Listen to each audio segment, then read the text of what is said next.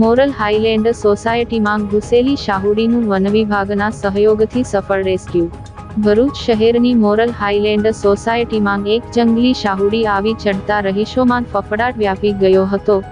સ્થાનિક રહીશ તાહિર રાશિદભાઈને સોસાયટીના એક ઘરના દાદર નીચે શાહુડી જોવા મળતા તેમણે તુરંત નેચર પ્રોટેક્શન ચેરિટેબલ ટ્રસ્ટનો સંપર્ક કર્યો હતો.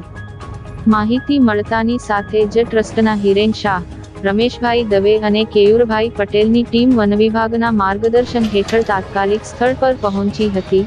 સોસાયટીના રહીશોમાં ડરનો માહોલ હોવાથી ટીમે અત્યંત સાવચેતી અને કુશળતાપૂર્વક કામગીરી હાથ ધરી હતી. લગભગ 50 મિનિટની ભારે જહેમત બાદ શાહુડીને સુરક્ષિત રીતે રેસ્ક્યુ કરવામાં સફળતા મળી હતી. બાદમાં આ વન્યજીવને તેના કુદરતી અને અનુકૂળ રહેઠાણ ધરાવતા જંગલ વિસ્તારમાં મુક્ત કરી દેવામાં આવી હતી.